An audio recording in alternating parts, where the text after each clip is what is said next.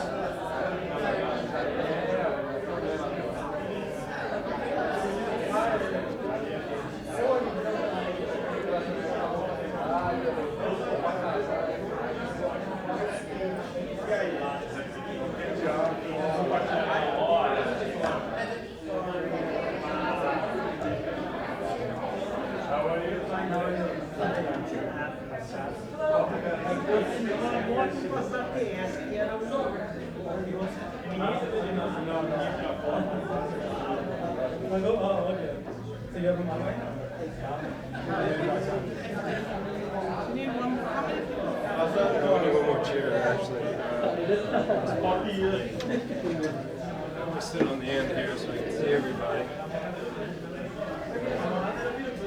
Well, what we'll probably do, usually we'll share it with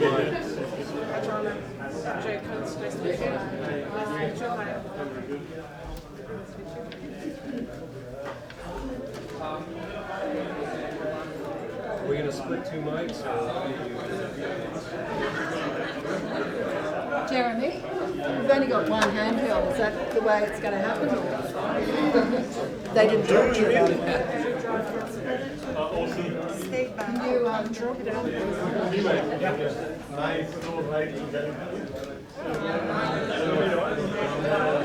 Hi everyone, could we grab a seat now? We're going to start. Hi, can everyone grab a seat please? We're going to start now.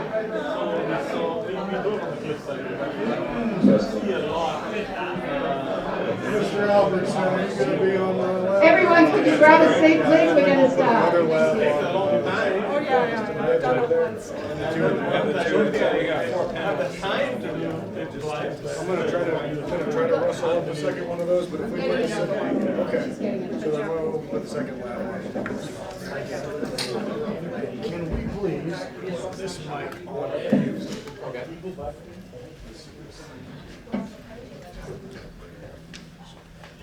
Thanks so much everyone for coming.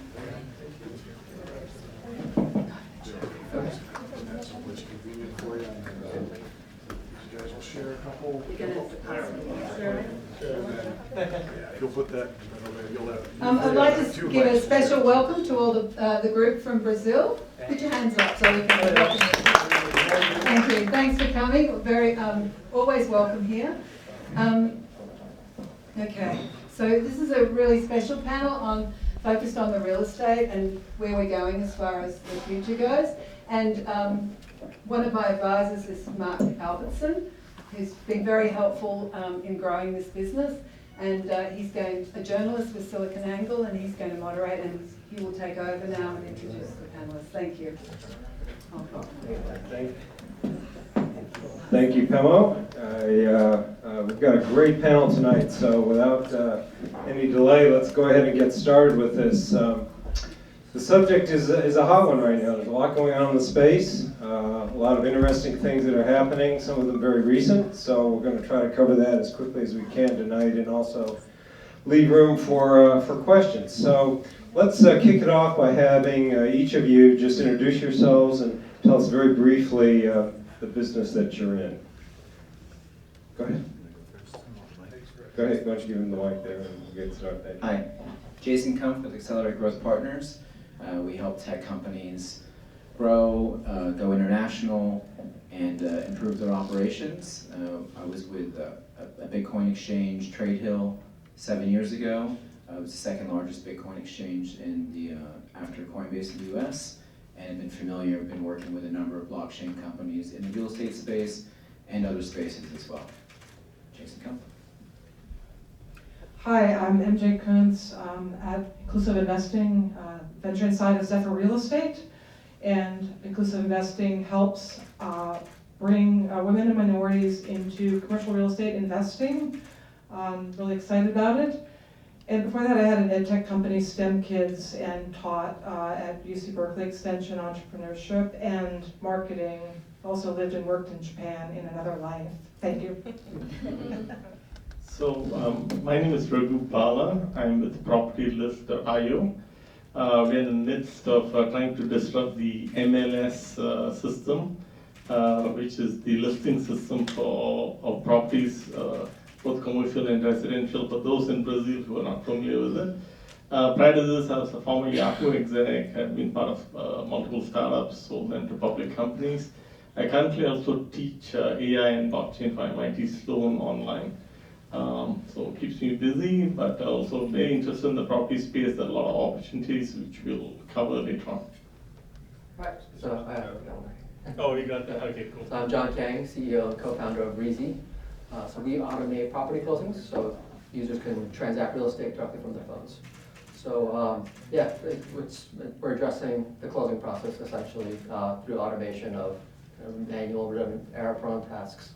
And we use blockchain as our digital checklist right now, but we're also using more as a call option for the future. I think we're very big on the technology and how it can impact the industry. Just something we don't communicate outwardly to a lot of our investors or partners.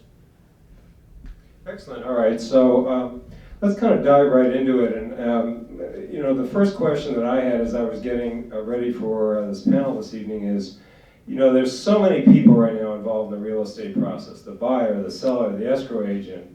The buyer and seller often have their own agents. There's inspectors, contractors, and so forth. So, looking at the future of real estate and what you all are doing in some regards related to that, is this going to change? Are we going to get to a process that is not as lengthy, not as cumbersome, doesn't require 1,000 sheets of paper to sign for one transaction? So let's kick it off with that. Where is the future going to go in terms of maybe improving that situation for us? I'll take a shot and then pass it on. So I'll say that we are quickly progressing to a DocuSign age, and by that what I mean is most paperwork. We did a refinance of our home, and the paperwork ended up being 6 inches thick. And when it's 6 inches thick, you can't even fax it to anyone. You need to send a human to pick up the paperwork and move it around. So we're obviously in a place where it's completely inefficient. And I think everyone agrees with that. And the idea would be to, first of all, digitize the paperwork itself, and then get to a point where all of the participants in the process sort of start to begin to trust a DocuSign-like process where all of the participants that you mentioned could start to put in the imprimatur on the paperwork, and that the paperwork has got some sort of workflow that moves from buyer, seller, escrow, bank, title company, whatnot, and all of them can participate. And that might be facilitated by blockchain. And so I think there are opportunities for many companies to participate. There are many small ideas that can fill these gaps. It's not one company to do it all, but I think we can talk about various opportunities that are apparent in this process, because it's very inefficient, like you already said. So I'm going to follow up because I come from a database ed tech background. So I moved out of startup land to real estate 2 years ago, but I've had a license for 30 years. And I was shocked how disaggregated it is. There is a small company that does disclosures, there's another company that tracks transactions, there's another startup that does off markets, and on and on and on and on. So the average agent in my office, which is 350 in the Bay Area, uses very few of them and wants to be sold by these startups. Does not like being sold by all these disaggregated startups. So what I see happening is some large investor or private equity firm starting to cobble all these together in a streamlined way and creating a software interface that makes it easy for agents to use it, both on the commercial side and on the residential side.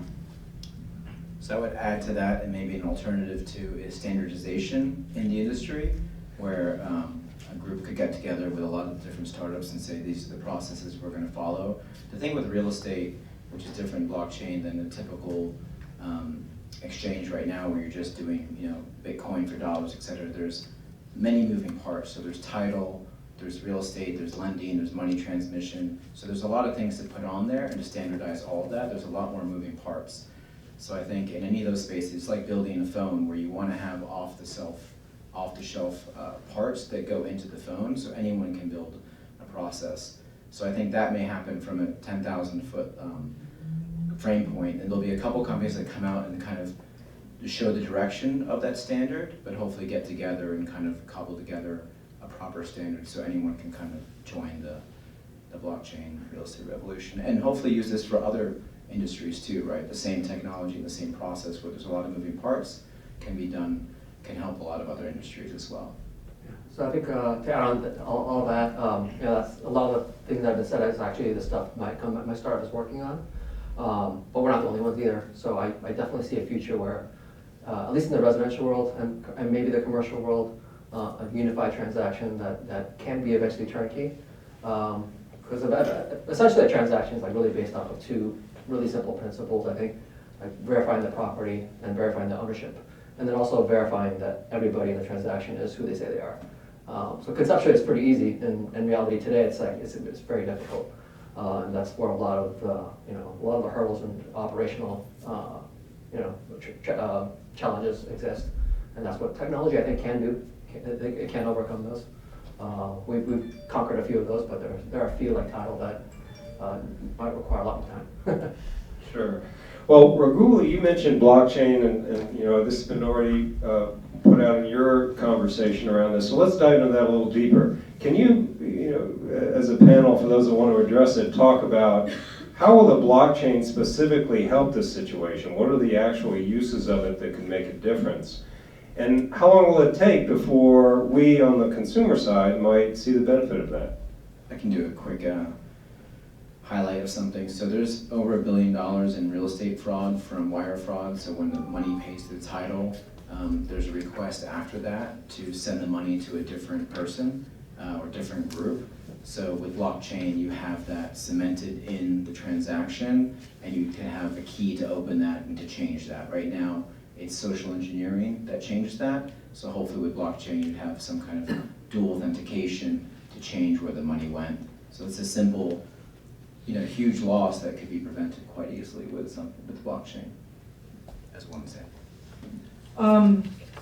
So maybe one of you on the panel can do this, but the other night, I used to be a professor. A gentleman in a bar asked me to explain what blockchain is, and since I'm a former professor, I spent like 3 days trying to find a simple explanation. And so I couldn't. So I think that, when a company is able to simply explain this to the average person is when people will start to trust it. Having said that, I think there's 3 areas that are huge opportunities in blockchain, and one is shared vacation homes globally, because real estate agents hate to sell like 25% interest in someone's Tahoe place, and people really want to have vacation ownerships globally. The second is long-term business trips that are longer than 30 days, so 1, 2, 3 months that are outside of sort of typical Airbnb place. And the third, which is taking off in the states where cannabis is legal, is in cannabis land deals and cannabis trades, because conventional banks cannot finance those trades. So I think there's huge, if not it's already happening, it should be happening in those 3 areas. So, because I teach it, I'll just spend 1 minute on what is blockchain. Okay, thank you. So the way to explain it would be that think of it as a bunch of rail cars which are stitched to one another, which are clinging on to one another. So these rail cars are each a block. So when you chain them together, they form a train, and that's a blockchain. That's the easiest way to think about it. And inside the blockchain could be goods or people or whatnot. And those are the assets that are held by that blockchain. That could be your Bitcoin transactions, it could be your property deeds, it could be anything like that. So that's the easiest explanation of blockchain, but I just want to say, people use blockchain, the word blockchain very colloquially, in the sense that the actual term is actually called distributed ledger. So in distributed ledgers, there are a couple of ways of doing it, at least 2 or 3 ways of doing it. One is blockchain, this kind of stringing together rail cars. The second way of doing it is almost like a tree structure. It's called a directed acyclic graph.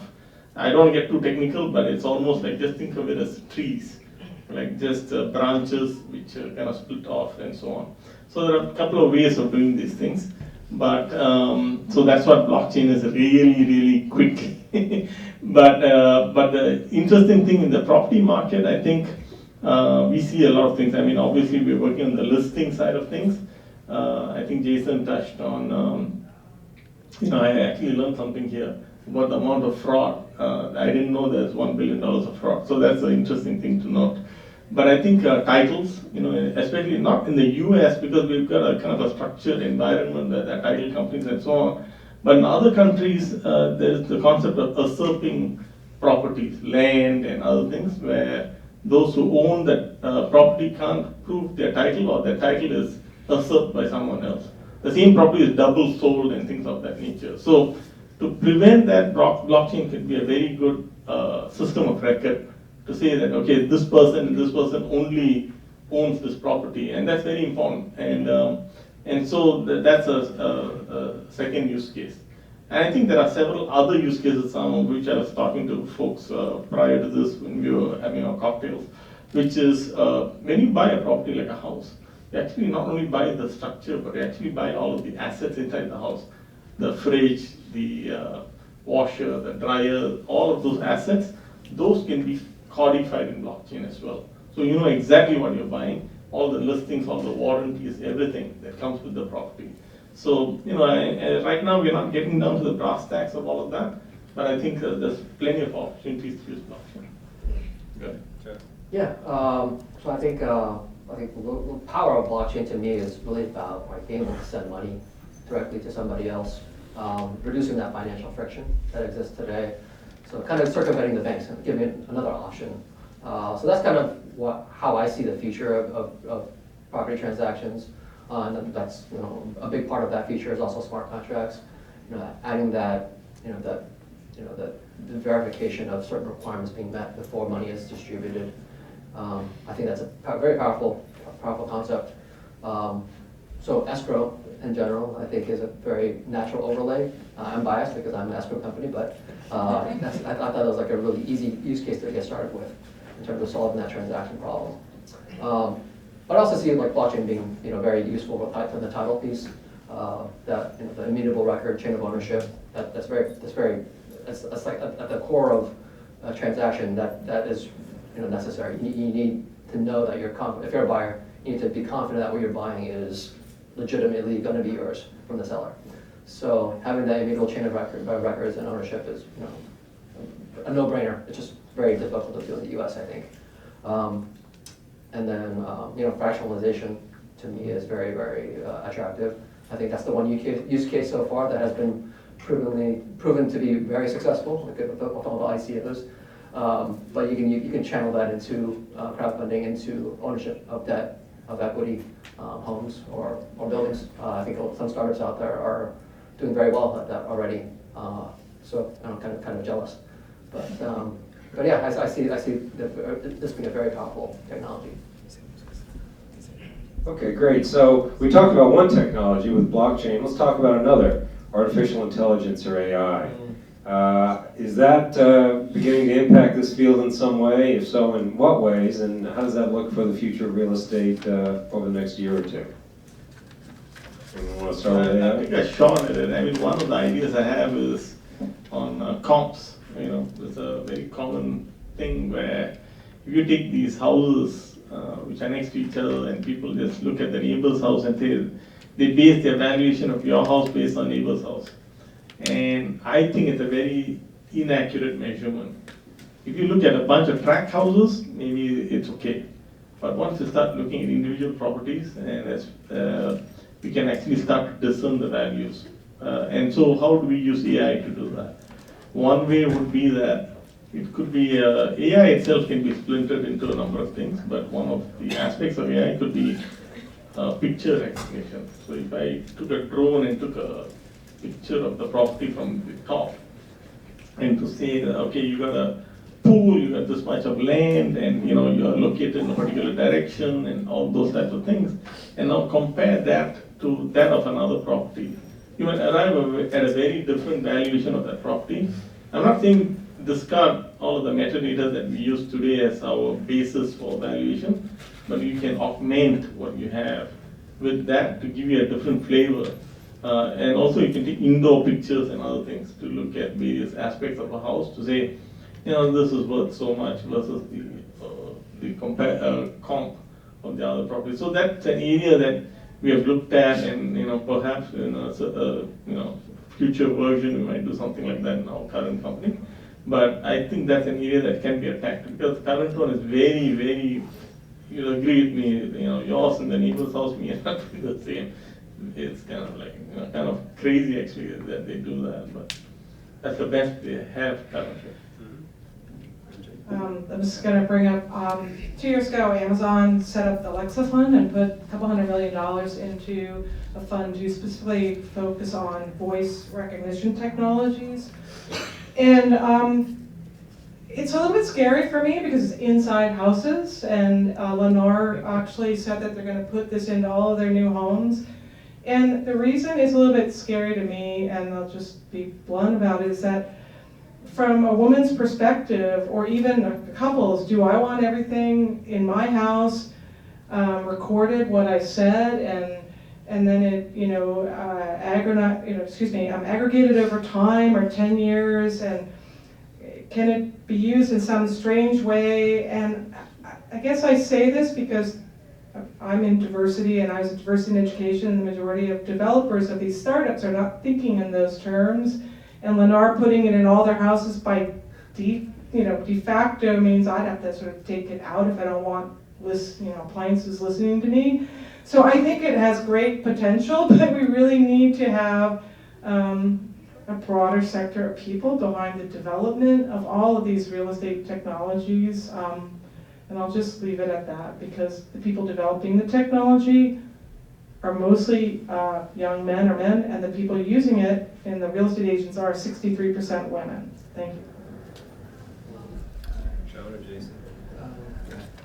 I always get a little confused on what like AI is versus like data science or machine learning. I don't know what the kind of cutoff is, but in terms of that kind of area, I've seen some projects that are promising in underwriting for loans. And also for lead generation, for predicting who's going to buy next, and getting ahead of that.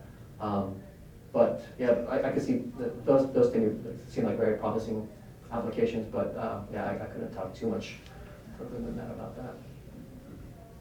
I would say this, what you said about what's inside the house and documenting everything, again, goes back to standardization. So if the AI can help with, if you bought something at Sears, you bought something at Amazon, appliances and stuff, and that's all calculated into the net worth of your house automatically, so you're not having to go in and upload everything.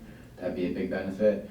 And then maybe even on the AI side, if you start quantifying how comfortable a house is, so how much shade or sunlight you get into the house, and you have an Alexa with video showing how much sun actually comes in versus your neighbor's house that maybe looks very similar, but it sits a certain way and it doesn't get sun inside. You can get really particular on the house, where you couldn't do that today, but with Alexa plus video and AI, which I'm sure you're loving right now, would offer that, right?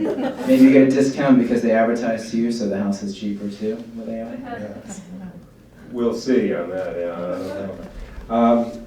Let me switch gears to kind of address the market potential for the field you're in, because the way the space has evolved, we've got some big players out there like Zillow and Redfin, who have kind of dominated the market in the real estate tech space for a while now. But we also, and some of you of course are in startups here on this panel, there's a nascent new industry that's growing below that. So looking again out a couple of years, are the big guys just going to get bigger, or are the smaller ones going to actually make an impact? Are you in a position where you think you might be able to disrupt some of the bigger players with what you're developing? I'm a startup founder, so getting venture funding, you kind of have to do that to actually get funded. So that's kind of in the blood of the company. I see them as partners and also exit options, as well as potential players to knock over. So it's just really too early to tell. As a startup founder, I don't know what's going to happen. All I can do is just do my best and get traction and try to do what the industry hasn't done, do it better, and ideally come in at a complementary approach. But when it comes to butting heads with certain incumbents, I think we would actually, we would be aiming to take over their business.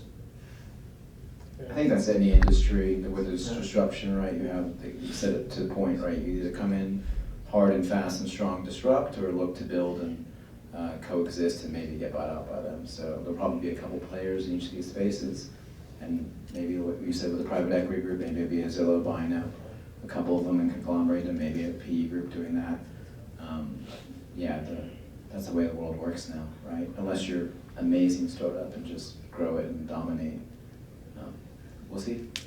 Maybe it's you. Well, the industry's so big, I think there's many players. So I think, the real estate space actually has not really kept up as much as the other domains. If I were to compare it, let's say stockbroking. So if you look at stocks, stockbrokers used to make a 2% commission on every stock trade in the 80s. And then when the first internet boom happened, the prices dropped about $9.99 a trade or below. Real estate agents still charge 3% each way for buyer and seller. So I think that would be under attack, because the more information that the buyers and sellers both have, that would be under attack, definitely. Paperwork, we have talked about it. That's kind of like really another point of frustration for everyone involved. So I think that will be under attack as well. Valuations. So there are so many areas that are so inefficient in real estate that I think that these will all be disrupted one by one. It's about time. It's maybe the last industry to sort of like capitulate to this internet or technology boom. So I think we'll see a number of startups. The incumbents, like what you guys said, could buy them or could be disrupted by them. One or the other will happen. Sooner or later, this is going to happen. So my disruption, even though I come from a tech space, is to have the small businesses of America own the downtowns of America. If anyone's ever been to some of the high-end towns in America, they're pretty empty. And I think part of it's because commercial real estate is set up to maximize profit. So part of my disruption is being more inclusive of everyone co-owning properties like that, so we have community again in America. And I'm not against using technology, I use it and I've developed it, but I think it's really important to bring back community and have people that use the small towns of America owning the properties again. I think one final point to that, your question was, I think it's very real now because there's so much money going in. I think we're at record high levels every year for the past 3 years in prop tech. So I think it's just a matter of time before some of these pop really in a hard way. Well, let's bridge into that for a sec, because that's actually a segue into my next question, which has to do with venture funding and what's happening. Looking in preparation for tonight, getting some really hard data on investment was a little tricky to do. The New York Times reported, I think, about $12 billion was invested in prop tech over the last year. That number has probably gone up. But, again, looking out a couple of years, do you think this space will continue to attract that level or higher investment as these smaller businesses begin to gain traction, or or what are you seeing out there in terms of venture interest and backing for those in the audience who might be interested in getting a start in this field themselves? So we saw a big spike during the ICO boom, self-funding via ICOs, and then that kind of calmed down once those kind of fell out of favor, and a steady increase into this space from venture. I don't have the exact numbers, but I know it's growing every year. I think funding's pretty good right now in general for any dash tech, reg tech, fintech, polytech, real estate tech, doesn't matter, just dash tech and you get money. So I think that'll continue on until maybe another 2 years, and then we're seeing kind of a crest maybe at that point. There'll be enough players and money will be a little looking for lower valuations and a little tighter business models. So one thing I see as a trend is, property market used to be very location specific, but at least where we live in Orange County, and one of my partners, Hassan, is in the audience. We see a lot of foreign buyers for properties, so the market has become more global. So anyone can sort of buy properties anywhere, and they can be remote. So these are kind of like foreign concepts to the property market. But just like buying anything else, it becomes so, geographic boundaries are sort of like being removed, and anyone can buy anything anywhere. So I think with that sort of a mindset, now we begin to think like the market itself, the amount of capital available for deployment is quite big. You're not limited to your local set of investors to buy properties in there. It could be anyone coming in from anywhere and putting in money anywhere else. So the market is sort of like very wide open, I think, with technology. So talking about a big ocean now as opposed to previously a small pond. I see venture funding in real estate, I think probably going, I'm not an investor, investor, so I can't really say for sure, but I think the community is finally getting more educated about real estate. It's a complicated industry, but it's huge. And I don't think, I think people are finally understanding how fragmented it is too, so I think there's a really big opportunity for consolidation. So I mean, like, I think the money is just getting started. I think it'll be there for a few years. Coming out of a property tech accelerator, I came out of Metaprop this last year. Their round, like their round sizes their fund sizes rather that they continue to raise are getting bigger and bigger, and they're oversubscribed every time. So and I think that's pretty good proof that the interest is there.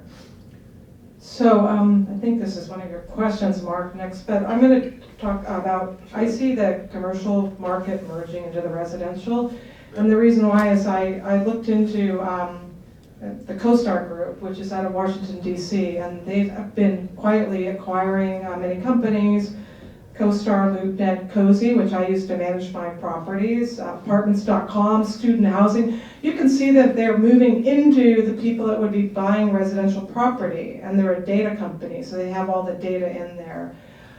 So my prediction in the funding space is companies like CoStar or a newer one, I think it's called Renomegy. Does anyone know that one? But they are providing all the data that can be provided to the, what I'm going to call the salespeople on the streets in residential to mine and quickly find the buyers or sellers, because that's the game in residential real estate. I mean, to be quite honest, when he tells me he wants to list my house, it's pretty easy to do. Not to make it as simple, but finding the buyer or seller is the hard part. Right. Doing the transaction is pretty simple. Most of it's farmed out to other people, and unless he's hidden some information from me, we're probably going to get offers and everyone's going to make out like a bandit in the Bay Area. But I just see that the commercial space has actually already virtually integrated, and there's probably 3 main players, but the residential space has not. There's too many players that need to be purchased and integrated. Well, actually, that's a good point. Let's open that up to the other panel members. For your businesses, what you're looking at, do you see the same opportunities on the commercial side as you do in the residential? I mean, how does that play out for you? So we actually list both commercial and residential, and both rentals and for sale properties. And also there's So we look at it as holistically. We are trying to disrupt MLS and trying to make it very easy to list. So one of the things that we are beginning to do is actually utilize technology in ways that people have not done so before. So if you look at a regular MLS listing, it's usually a lot of text and then a few pictures and so on, if they even put those pictures on. And what we are leveraging is the ability of a mobile device, which can take voice, text, video, images. And so now the listing itself is extremely rich. And so if you look at MLS, probably it was invented in the 50s or 60s or whatnot. So we have to fast forward to 2020 and now talk about how a listing actually embodies itself. And so we see a lot of opportunity because some of these technologies are very, very dated. So. Yeah. I think in general the same opportunities are kind of mirrored in commercial space as in residential, just slightly different mechanics. In commercial, I think that in general the transactions are a little bit more complex, low frequency, so maybe not as scalable, but I think the same process and transparency probably are still very, same pain points. So commercial's a very big space too. I think it's a big opportunity. So I want to say one more thing. Yeah, go ahead, MJ. The commercial space and investment space operates a great deal in what I call a closed world. So I call it the good old boys world. And so I see, when you're talking, John, that just blockchain and need to change and distribute information, providing access to many, many more people. I'm speaking out of my own personal experience of being closed out of stuff in my first year of real estate. And I was told, not because I was just a woman, but even if you're like, I don't know, like if you suddenly went into real estate, Mark, they would close him out too because he's not in the in crowd. So they would literally not even send him information, even if he said he had a multi-billion-dollar buyer, because they don't know him yet. So it's a very exclusive industry in a way that's just starting to get broken open. So I am hoping technologies will help do that. Yeah, there are a lot of pocket listings and groups that don't want to let people know what they're doing, so that happens a lot, and they only send it out to other groups that can be quiet about the listing and not publicize it. So that's an interesting aspect to real estate because some people don't want every transaction being out there in the US. Everything gets recorded, the deeds and stuff like that, so you kind of know, versus like we were talking about stocks, everyone doesn't know that you just bought 1,000 shares of Amazon today. And how would people feel if that was going on? How much transparency do you want? So it's an interesting angle if that's completely open, right? Google someone, you see exactly everything they're doing. So. Well, actually, that's also another good segue into a question about data. Much of the tech industry and the successful companies have been focused on monetizing data, collecting it and turning it to their own advantage. In the prop tech world, you've got opportunity for real-time metrics like occupancy or water usage for market analytics. So how will the industry that you're in this space, use data and monetize it? And I think in fairness, we should also ask the question, are there privacy concerns around that? We're talking about people's homes or financial assets. How do you see that playing out? So there's one aspect of it is on the consumption data. See, there are three technologies that are coming together in the tech space: AI, blockchain, and IoT. So this actually touches on IoT. So you can actually collect a lot of data in real time using IoT, and that way let's say it's a multi, sort of family housing property or whatnot. So you can figure out the consumption rates of electricity, water, and other utilities within that complex very easily using IoT. So that's good use, and that data could be used to value whatever metric that you want to go after. The second use of data would be that in a transaction sort of world, when you're talking about I'm looking at it from a buyer's perspective, not from a seller's perspective. So let's say that I got a property for sale. As a seller, I might say I've got two other offers. nowadays there's no way to verify that the two other offers are real. So if you begin to use blockchain, what can happen is, you don't need to put up earnest money, but you can say that the two other offers need to be backed by some real entry, maybe $100 bid to put an entry in the blockchain to say, okay, I'm going to bid $1 billion on this house. And so but from the buyer side, I know that the two other offers are not BS, real offers, that I can then bid higher than that. But right now it's imperfect market where the data itself is whatever the seller says, you sort of go with it. It could be completely false and there's no way to verify. So if you can have a sort of a system, I'm not saying this will happen, but this could be an interesting use case for actually blockchain to put in bids of serious investors in a property. I think on top of that, like what Amazon does, if you're an Amazon seller selling stuff, there's repricing models, so you could have AI repricing on that. So instead of trying to negotiate, saying there's two bids or something, it's just automatically repricing via AI. So that'd be kind of interesting. Then you could do automated bidding via AI too, and then have the two AI things go after each other. I like the idea of using AI for pricing, because in a hyperinflated market where there's multiple offers, as a relatively new person in real estate, it's not the most ethical market. Just last night at agents, I said, that's illegal. He goes, no, it's not illegal, it's unethical. I'm not even going to say what this man was telling me he was doing.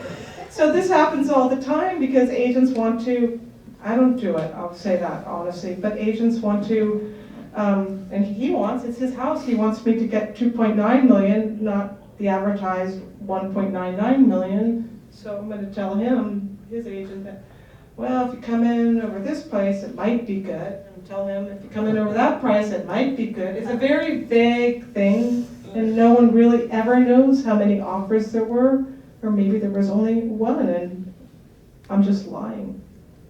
This is the way that real estate agents really work, and I've been shocked to see it in the last 2 years. Real estate agents lie? Did you just say that? You're shocked? I don't. I was raised Catholic, so I have to go to confession if I lie. I'm sure some car dealers don't lie either. No. I think there's some real concerns about the privacy, though. I don't know where the lead generation market or capabilities have come, but I can see it, and if it doesn't happen already, Alexa, or something like that, filtering your conversations that it hears directly to an agent. That's something like lead generation or lead. People pay a lot of money for an industry, $500 to $1,000 sometimes, to get to know who is buying at this right time. And so I think it's a little scary, but it's also a big opportunity if you can do it better. And so I kind of only see the problem getting worse with that particular area, but yeah, I think maybe blockchain could solve it. I just can't wrap my head around how yet. I think safety is another thing, with a constant monitoring of everything. So if they know your lights have been off for like 5 days, or no water usage, maybe the lights automatically come on. There's an issue with a running Fitbit app on a military compound in Afghanistan or something, and people could log in and see all the Marines where they would run every day, what time. The enemy could see that, so you could have people going and looking like, hey, this row of houses, like the lights come on, but that could be automated. There's no water usage internally or something. That might be concerning, right? If you're home alone too, right? Something like that. So one of the engines driving a lot of this, of course, is e-signatures. DocuSign being the biggest player, but there's others out there. Yet there are still parts of the world that require wet signatures, and they haven't adopted it yet. How do you see that playing out over the next couple of years? Are we going to finally, really get on the e-signature platform, or are there still obstacles in the way to doing that, which could also impact your businesses? So I think, go ahead. So my feeling is the real estate industry, just like many other industries, are sort of like it's caught in a kind of a generational gap. So the older generation tends to prefer wet signatures and possibly paper. The newer generation is sort of accustomed to doing things online, and so a DocuSign is as good as a wet signature. So those perceptions, I think, over time will change. Even if you ask me how many SMSs did I send 20 years ago versus this year, probably be 10,000 times or something like that. So I think even DocuSign, I'm just speaking to folks outside, DocuSign went public last year. And the company was founded in 2003. It took them 16 years or 15 years to go public, because that's how long it took for perception to swing towards saying that it's okay to sign online. And I think the real estate market will come around. Cars, actually, I happen to be the CTO of a major automotive company for a while. And at that time, car dealers never used to sell online. But today, apparently, car dealers sell online and deliver the car to your home. You don't even need to go to a dealership. You can negotiate everything online. If people are doing it for cars, the next thing is houses. So I think we are at the cusp of where I think the tipping point is coming very soon for DocuSigning on real estate contracts. So I recently had a couple in their 30s buying, and they complained because in the end they had to come into the escrow office and finally sign, prove who they were. And the only way, they were in the mid-30s, to explain it to them was that a colleague of mine, not in my office, his father-in-law down in Southern California, somebody bought the house out from under him. They actually had a fake ID, there was a notary there, and he didn't know this until like 3 months later, and the bank wouldn't respond. It was like a nightmare. And so I think the DocuSign is great, but at some point in the end, there's got to be a verifiable person that the person who's selling your house is really you. Otherwise, it opens it up to too much fraud. That's yeah, my I think you may need to add some biometrics to it to couple with DocuSign. We're seeing that in the payment space is that DocuSign, one, needed to get government approval. That was the big first hurdle, right? And then it needed to be accepted. And then once that was accepted, then everyone's perception needed to be pushed forward. I think groups that don't get on board with that will be left behind. It's like if you don't have Uber and your friends have Uber and you're trying to hail a cab, you're going to be late for dinner because it's not going to cab come around. So if you want to buy that house and you don't want to do the DocuSign, then it's going to be bought before you go down to the office and try to sign for it. So I think that necessity will force everyone to get on it once there's a critical mass. But I think the biometrics, like what he said, like now with a smartphone, they really know who you are. So you can take a picture, you can have the newspaper, and you can really put that into the blockchain and show, here's the picture, here's USA Today, here's me, here's my Facebook profile corresponding to it. So it's much more difficult to fraud anyone if you're having these multiple angles that are very easy to do with your phone now. Yeah. And I think it's perception, really, like everyone has said. As an escrow company, my job is paperwork mostly, but almost all my documents are electronic signed for the transactions we've closed. There's only it varies by jurisdiction, but which ones need to be what's signed. But I mean, everything is done electronically, and it's more secure and more verifiable than wet signatures. I think there needs to be a better process on the notary piece too. That's important, but it's also like they don't care who you are. As long as you have the ID, like that's what they care about, you know. So it's that's a problem there that needs to be solved. But yeah, technology can solve it. But yeah, I think for the most part it's already here. It's just switching people's mindsets around doing things electronically now. All right, well, we've covered a lot of ground here, and I want to give the audience tonight an opportunity to ask their own questions. So, who would like to address a question to the panel tonight? Thank you.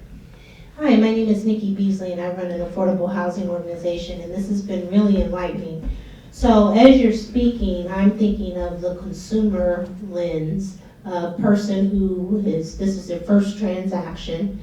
I do appreciate a number of things to help streamline the process, but what is some of the infrastructure you've been thinking about to protect the borrower as it relates to, back in 08, 09 with the whole robo-sign, a lot of people got into trouble with that. lenders being okay to know that all of this is automated and how are we securing the asset. So if there's been any thought about that, that's the first question. And the second question, as you're talking, I counted between 5 to 7 industries that could potentially lose their jobs. So when we talk about disruption, yes, I think it's great to disrupt an industry to make it more efficient, but as we've seen in other tech industry, it also disrupts the community from an economic standpoint. So if there's any thoughts on that. Okay, so infrastructure and community impact, and let's do it. I guess I can do the first round of this. So yeah, there's multiple different things that go into it. Like I said in the beginning, there's real estate's the lending, the money, the title, a lot of different angles in that need to be put onto a blockchain if that's the way it's going to go. And there's a lot of complexity behind that, right? There's some companies just doing one, and that's going to take some time to join all that together and to make it 99.59s acceptable. It's never going to be 100% perfect. There's always going to be things going wrong. Hopefully it's much better than it is today on that. As far as disruption, I think that's just a reality of today's world, right? There's more and more disruption in every industry, and hopefully there's more retraining of those groups. I think to his point where he said, the commissions have come down in real estate, but if you have a financial advisor, they're still taking 1 to 2% of your total, not transactions. So even though I use Robinhood, it's basically free. But if I want to have a financial advisor review everything, it's still 1 to 2%. So if they were transaction-based and just trying to go back and forth and weren't adding an extra value add, they're going to be in an issue. But if you're a good real estate agent and you know the market, you can find the deals, move things forward, then you still have something there. But there'll be less probably, right? That's part of the efficiency, and hopefully they become teachers or doctors or something else, right? I don't know. I think a lot of the problems from like the robo-signing and the bad acting, I think some solution has been solved by, some of the solution has been regulation, as some people might hate, but it has put a clamp down on a lot of bad activity, a lot of moral hazards there. I think the other piece that I think the country kind of screwed up on is accountability. We bailed out a lot of these people that screwed up. So maybe like new politicians might be the long game, but yeah. So I think the regulation though has saved has helped a lot.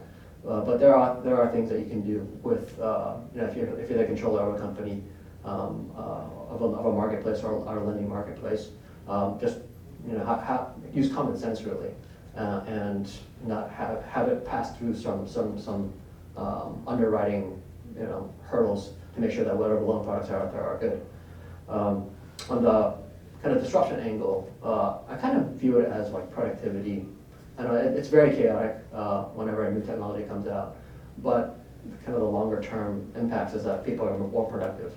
So like more the escrow space or the realtor space for us, I don't really see. I see a seamless transaction as a really big benefit for everybody. I think the realtor role will change over time. I don't think they're going to be the salesperson, but my personal opinion is like if my company gets big, let's say, I want to hire realtors because they're the best customer service agents for the buyer and seller. Then no one else is going to have better data than they do, or touch points to that community. But in general, once you free up people to do more productive work, I think there'll be more jobs out there in general. That's how I see it. But I know in the short term it can hurt. So the realtor role might change actually to become almost a real estate data scientist. And so the realtor knows a lot of data as a domain expert. But then, like what John said, the role might change. They may not be so sales focused, but they would know how to pass the data and to give a lot of input. And the actual execution might be an AI type execution, online type execution, but you still need that domain knowledge that you can't just acquire just off of a book or something like that. So. Well, it just so happens we have a realtor here with us tonight. Well, I'm going to Are be you worried about straight out being honest disrupted? because I worked in the tech world for many years and I've sort of been an academic technology disruptors don't care about who they're displacing. That's my general thought. They really don't. And the people developing, I'm too old to not be straight out honest. And so pulling that, and the government will set up retraining programs. I myself went through one. My startup ran out of money and I retrained in Salesforce. Nobody wanted to hire me at 50. It was very hard. I'd get interviews, and maybe it was me, I don't know. But I went into real estate instead because I was a lifelong entrepreneur. But I firmly believe, I don't know, you guys have startups that need to start thinking about the impact and the people that are going through transition, and maybe perhaps even hiring them and working with the communities. For example, if you put everything on blockchain for escrow, there'd be a whole army of escrow officers that are out of work. And some of them have been doing it like 25 years, and it's what are they going to be doing? So I don't have the answer for that, but I think that we need to start putting more of the thought behind that among the young startups, because otherwise we're just going to all be, I don't know, getting, what is it, $22,000 a year of basic income from the government, and robots are going to be doing everything for us. So I'm going to throw it out there that we need to start thinking about what my good friend Nikki brought up, because we never have, and I just think we need to start thinking about that globally. So I'll add to that, my mom's a realtor, so I've been prepping her for this. She's definitely on the sales side, and so I've been helping her get to more of the analyst side. I feel it's just like financial advisors. You're going to go from selling, buy the stock, sell the stock, going back and forth, to here's the historical data, interpreting that, right? You can have all the AI in the world, you can have all kinds of information, but doesn't mean the end buyer is going to have the time to do that. People still like dealing with other people, even if it's, even more so if it's sophisticated purchases. So the realtors will have to up their game and learn that and learn those systems better, and then there's something there. But you're right, like disruption, it's happening, but that's something that, everyone, it's going to happen in a lot of different industries, right? This is just one, right? So there's it's a brave new world out there, right? Okay, what other questions do we have out here? Thank you. Hassan Kramadam, property list. You brought up the video noise, maybe fraud or more. How could we use AI to bring that to zero and blockchain together? And also with AI, maybe face recognition would make sure people are more comfortable to use the online maybe services or do business transaction. Okay, fraud, AI, facial recognition. Who wants to? Since I brought that up, I'm not 100% that number, but I'm pretty sure it's a massive number, right? And it's basically at the escrow side, the money gets transferred somewhere else. They say, oh, instead of sending money here, we just need to update it there. So there's a lot of different ways to confront that, right? I think a dual authentication, if the money needs to transfer to a different group than the original bank account details was, kind of solves that pretty easily. So yeah, you can have a login with the Facebook, login with your metrics, and then having that on the blockchain as a historical record, who changed it, where the money went, because that's the big issue. No one knows what happens. And where the money goes, you can put a hold. There's a lot of different things to do on that side, so I'll answer that one. The other ones too, my friends. I just want to say on the escrow side, we hear of a lot of fraud, and it generally, because we have risk management training, so we have stories of fraud, and it generally happens when an email gets hacked. He's buying, I tell him to wire the last $1,677,000. Simple email. And so somebody hacks that email and makes it look like the escrow company, and it's gone in a day. And that's just how simple it is. But what I see where things can be used is with voice technology, because if you had to enter a longer stream of your voice, that can't be copied, I think, as easily, but I might be wrong. Yeah, I think blockchain has really big impact. Could be a big solution here. But if you think about the problem, it's to actually pull that off and how widespread it is, you need an incredible amount of information. So to set up a fake bank account that mirrors the customer's information, because there's verification that happens, it's just not very thorough. So you got to, when you send the money, you have to verify that the bank is, the buyer's or the seller's bank or the escrow agent's bank. And you also have to have the ownership information of the escrow company that's receiving the funds. So you have to have that information to start. Then you also have to time it very perfectly so that the fraudulent email that you send out to the buyer has to be right when the buyer's about to send the funds over. So how do you do that? Like, you have to have all the information in the world. I don't know exactly how it's done, but I can tell you kind of where the data is being leaked. So I was a loan officer for a while, and also like in the escrow business. There's all kinds of information being leaked everywhere. I've seen people leave social security numbers of sensitive information of buyers' data on loan officer desks, like paper.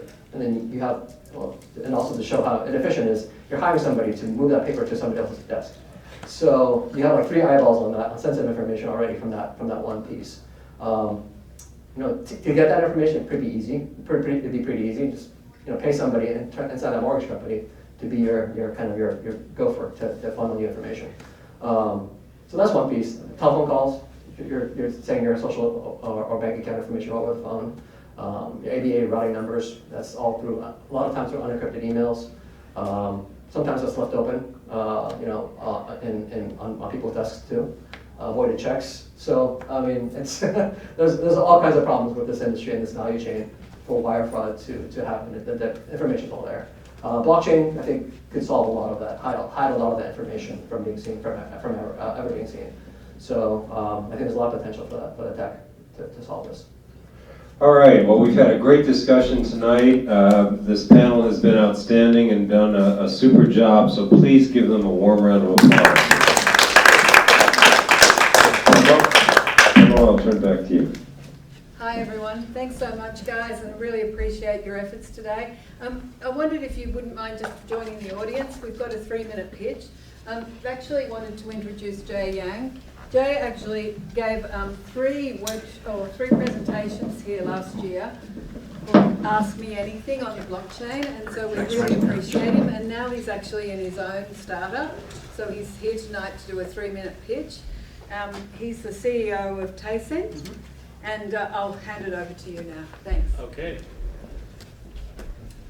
All right, wonderful. Okay, so I worked in traditional payment processing industry, so I know what money transmission and money services businesses do, all the legal hurdles that goes in there. And I also am an avid trader. I've been trading since 2006. I traded options, futures, stocks, everything.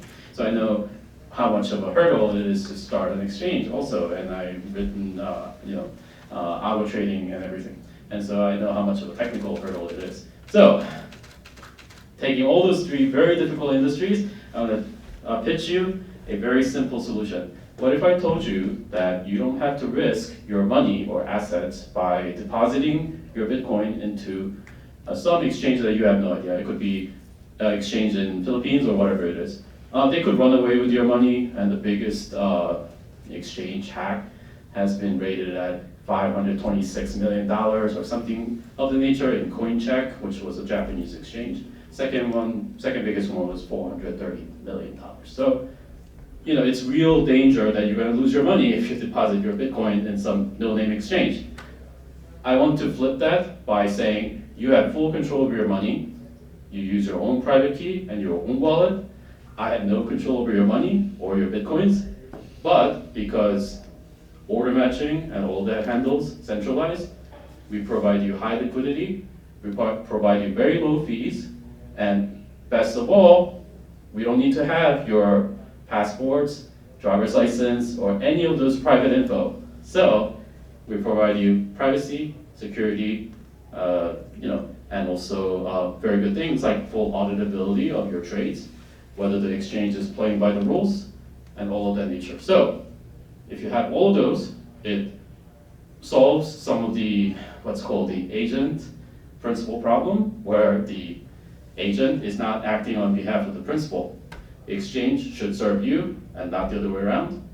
And that's my startup. So if you're interested and you want to talk to me, please give me a few minutes, and I'd love to talk to you. Thank you.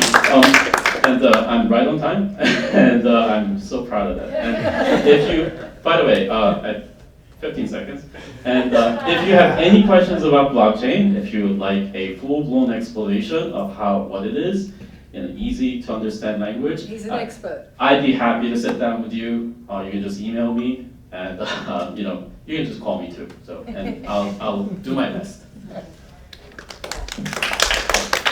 Thanks, Jack. Actually, if you go onto fintechsv.com, you can see the 3 presentations he did last year on Ask Me Anything. In other words, all the basics of blockchain and crypto were explained. He did a really great job. So rather than hassle him, if you can't find the answers there, then hassle him. He doesn't mind hassling, but I'm just saying, if he's got a startup, he probably doesn't need it. Do you want to come out, Nadi? Oh, yeah, sure. So my bad, because I was a little bit stressed initially, and I forgot to introduce Nadi. She's a fantastic attorney here, very popular with everyone whenever she hosts, and so she's just going to say a few words about what she does. Hi everyone, thank you, Theo. First, I just wanted to say thank you to the panelists. Your discussion was very interesting. I feel like I learned a lot, and thank you for being open with your opinions and your suggestions and teaching us. That was fantastic. Thank you. So my name is Nadine Nikonova. I am an attorney right here at Shepherd Mullen. Thank you, Shepherd Mullen, for hosting. They do this here. They do it in Silicon Valley. It's a very amazing firm, full service, any type of law you can think of, whether it's corporate law and you're starting a company, it's intellectual property law, it's any kind of litigation. I particularly do antitrust. That doesn't really necessarily concern startups, unless you have a big competitor trying to squash your competition. But once you get big and you start having like a big, let's say, real estate company that's a conglomerate of all of these smaller companies, you actually set up something that, let's say you disrupted an industry, you standardized an industry, and now you're a big player. Antitrust issues can come up quite often. For example, right now I'm representing a big company in the automotive software world, a huge company, lots of antitrust issues, lots of data security issues. So, it happens. It is so wonderful that all of you came. Thank you, and thank you again to the panelists. I hope to speak to each of you before the night is over. And something I'd just add is that I've been working, or Shepherd Mullen have been hosting these events, San Francisco and Palo Alto, once a month since the beginning of 2017, so we're in about 2.5 years now. I have to say, the nicest bunch of attorneys and people that I've ever met. We have seen the worst of the underbelly of Silicon Valley. We've streamed and worked for other law firms, and I just have to say, they beat the rest. So if you are looking for an attorney, I'm totally going to sell them, because authentically they are really good people, and I think that's the best base for any sort of relationship or partnership that you want. So anyway, you've got networking now, go for it until 8:30. Thank you. I signed up for your new buyer seminar because I wanted to see what they go through. Is that appropriate or not? For me to be there, I thought of that, but when are you going to do